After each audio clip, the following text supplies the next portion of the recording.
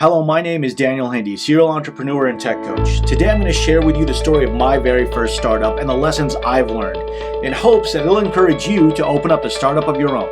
Before we continue, make sure you like and subscribe to stay up to date with our latest content. So this goes back to my early 20s. I was working for the medical industry in Los Angeles, California, and we're dealing with a lot of old technology. Anybody who's dealt with the medical industry understands their systems are archaic. They haven't been updated since forever and a day, and dealing with the different systems is very complex because every provider has a different data format, different protocols, different systems you need to deal with.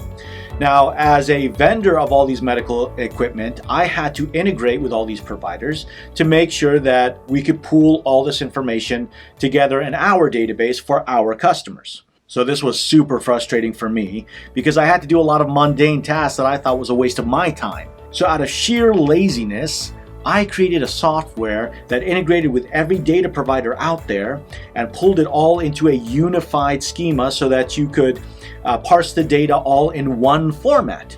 And when I did that, since we were adding in more vendors constantly, I made it super generic. Now again, I did this out of my own need. Little did I know that that is one of the most important lessons that I learned in my products.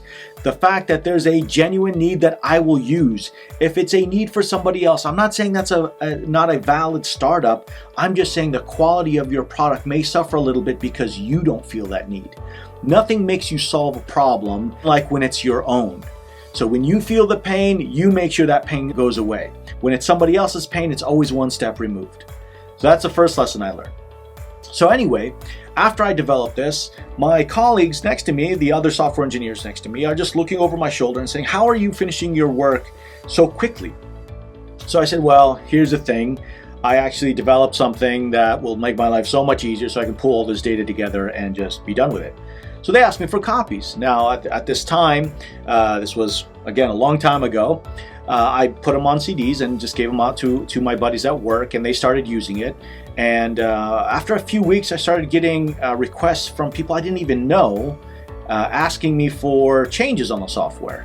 And this was odd because I didn't even know this person. Apparently, my buddies at work gave it to their buddies, and they now know that I'm the contact person, so they contacted me, and they were using it for something completely outside of the medical industry. It was just so robust for them to pull multiple data sets and format it all into one unified format. They were finding other uses for it. So one of these people were asking me for some features. I was going back and forth and accommodating just because I was in my 20s. I got burnt out from the LA scene and just spent my evenings working on my pet projects. So this pet project just kept on growing and growing and growing until one day somebody said, "Why don't you sell this project?" Now, to be honest, I really thought, who's going to buy my project? Now, the world of the internet was still at its infancy, and it wasn't as robust as we have it now, where we have something called SaaS, software as a service. So I really was very reluctant. I'm just this 20-some-year-old guy, and with my pet project, who's going to buy my project? But here's the difference. I took action. I went on something called download.com. Yes, it was that long ago. And put up my software, bundled it up, looked at my competition. They were selling for $700, $800 a piece, a license, and I sold mine for $69.99. So I put it up on download.com and left it there and just saw what was going to happen. I put up a website, an email, over the course of a couple of days, and I was up and running. Now here's a second lesson I learned that I took with me in the future. Make sure you take action. Stop talking about what you want to do. Get up and do something. Talk will do nothing. A lot of people have a lot of great ideas but do nothing with them. The difference is get up and do something. And that's what I did. Little did I know that that was a catalyst, that I had an idea, I had a pain that I felt that I wanted to solve, and I put it out there, and apparently a lot of other people had the same pain. So within a week, I'm getting sales from all over the planet. And I know this because I'm getting paychecks coming in. I'm getting emails in foreign languages that I don't speak. And to be honest, I sort of faked the whole I'm a business type of deal. I had a DBA in Los Angeles, But the issue is I would send you, if you needed support, to support@schemaplus.com. And if you wanted sales, I'd say I'd navigate you over to sales and sales@schemaplus.com and so on. So I'd create all these fake emails acting like I'm bigger than what I am. The truth of the matter is they all came to me. I just answered it from a different email so it looked like I was bigger. So things were going pretty well. It took up all my evenings, but that was fine. I was interested. People were interested in my product. I was selling it. I was happy. I was running all these foreign emails and translators trying to figure out what they wanted, answer in English, translate it back and send it back. Hopefully it worked. But it was an exciting time for me. Until one day I received an email from a lawyer representing a company in Europe that, let's just say, wasn't too happy about my product's name selection. And so he wanted to talk to me, and me being 20-something with very little experience with the law, I agreed to meet with them. And so he sent me a cease and desist, and that, hey, there's legal ramifications. Anyway, I met with this lawyer, and we met at a local coffee shop. And when I sat there, he said, okay, well, he thought I was much older than what I was. And he explained to me there's a hard way and an easy way. And I said, okay, well, what is the easy way?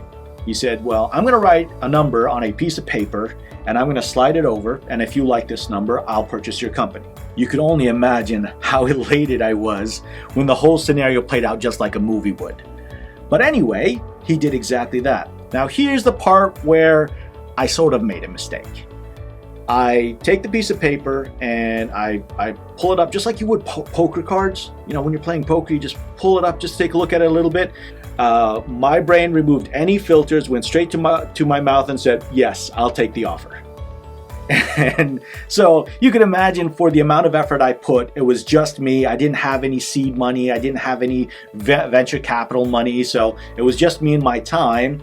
And what happened was, I just looked at the number, and at that time, that number was very big to me. Knowing now I could have gotten a lot more. I didn't value my time enough. Now, I can't complain. It gave me the experience I needed to open up my other startups. It gave me a really good payment on my first house. But here's the thing. I didn't value my product as much. I didn't even do any calculations to try to figure out a number. All I knew is that number would make me happy, and I took it and I went home. So here's the thing, my story ended up with a success, a marginal success, a humble success, but a success that was enough. It was a catalyst for me to move on to my next startup. Now, people who get the bug of the startup bug understand you don't just start with one startup. Once you know that you could do it once, you want to do it again and again and again until you just can't do it anymore. If you have a story of your first startup or going through your first startup right now, leave me a comment below. I love to hear success stories. And here's the thing you always want to keep in mind.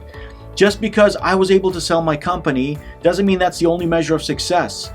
Even at a loss, if you learn, that is a success. So as long as you learn and move forward and get better, you're on the path to success. Good luck to you and your projects.